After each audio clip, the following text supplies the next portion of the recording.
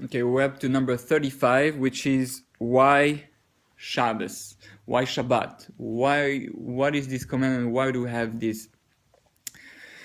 There's so much to say. Try to be really short. Originally, they were supposed to be 10 days of the week, so to speak. The reason we go back in a cycle again and again is because there's something to be fixed. We have to go again and again to fix something. So originally, we were supposed to go till number 10. 10 is perfection, 10 steps, 10 commandments. Everything was supposed to be 10. What happened is that Adam HaRishon, the first man, was created on the 6th day. And when he sinned, when he ate from the fruit of the tree of knowledge of good and evil, he affected all of creation. The 6 days of the week were affected by his sin, meaning we're directly, as a spiritual being, we're directly, completely connected to the entire world, and therefore the 6 days that were prepared for him were all affected by his action. So at that moment, there was a need for those 6 days to be fixed. So God said, I'm going to give you an extra day, the 7th day, as a gift. Technically, I should be stuck in the 6 days and keep working and fixing. God said, I'm going to give you a special day, a gift, which is going to be called Shabbat, the 7th day. On that day, you're going to experience a world or a day without work, where everything is ready. A day that is going to give you a taste of what it means to be living with God, a world of perfection. And by connecting to that day, by using that day to connect to that, to get that taste, then you will then go back to the 6 days of the week and try now to fix those 6 days and try to bring those 6 days to the level of the 7th, where it's a world of perfection, a world of Gan Eden. So what's happening is that during 6 days we work and we try to fix ourselves, we try to become better people, try to help others, and on Shabbat we stop doing everything and we try to look and see, okay, am I a better person? Am I closer to perfection? Are those 6 days fixed so that we can continue from 7 to 8 and 9 and 10?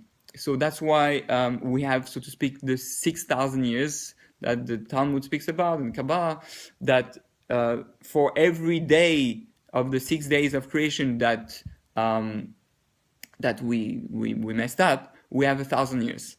So right now we're in the 6th millennium, so we're on Friday, right? So there are 6,000 years of history corresponding to 6 days of the week. The 7th millennium, which is going to be 1,000 years of Shabbat, 1,000 years with Moshiach, with the Messiah, where everybody is going to enjoy a world of perfection.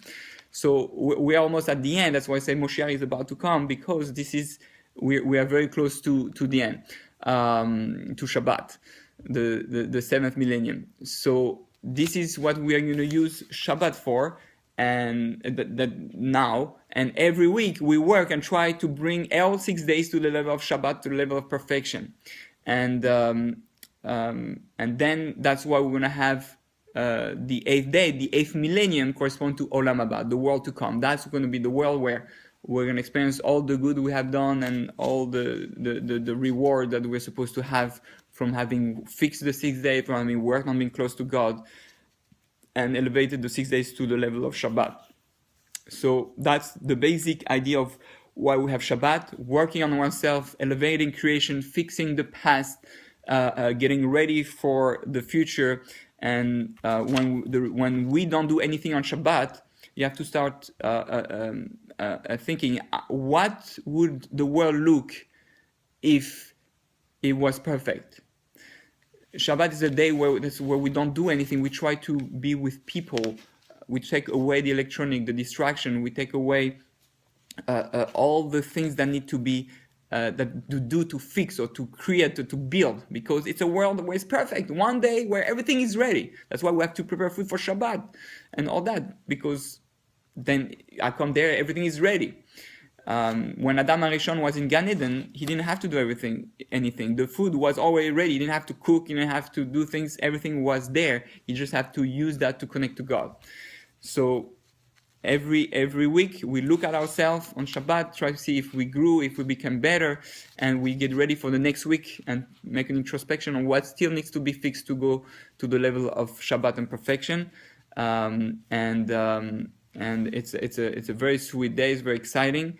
And if we didn't have that, we have to be able to understand the 6 days of the week is days of becoming, and Shabbat is a day of being. Right? On Shabbat, you try to be what you were trying to become. And we have to make sure we don't transform Shabbat into a Sunday. Shabbat is not Sunday. Shabbat is not a day of rest, physical rest. If I sleep the whole day Shabbat and I just eat and that's it, then I'm missing the point what Shabbat is. Shabbat is a real introspection. It's a spirit. It's a day of meditation, a day of prayer, a day to connect to God, to the purpose of life. What I'm here for? What's my mission? Am I getting closer to my goals and dreams?